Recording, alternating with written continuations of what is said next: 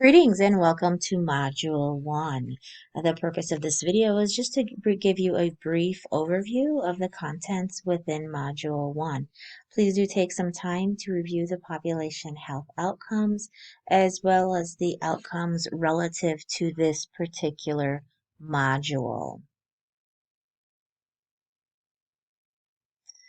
When we look at the resources within Module 1, there are a number of foundational documents from authoritative bodies as well as thought leaders. You will certainly find across the readings evidence of the shift from sick care, which is an important component across this module and an important element across population health.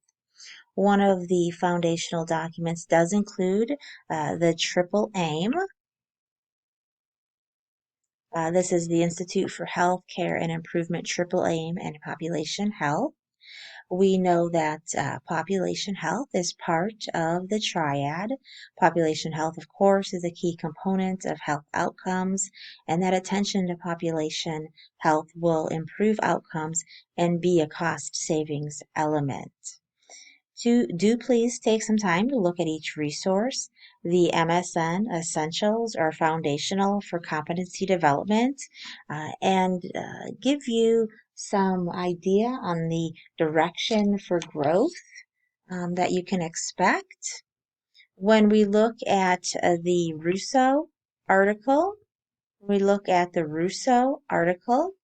this resource will be key for laying that strong foundation for the movement away from sick care. The Code of Ethics is another foundational document that includes key essential items we need to focus on to elevate population health practice. The Robert Wood Johnson Foundation, I'm sure you are familiar with, is another one of those key stakeholders for population health and the culture of population health. And again, that movement away from the sick model. If you have any questions as you review the materials across Module 1, please do not hesitate to reach out to me. Thank you.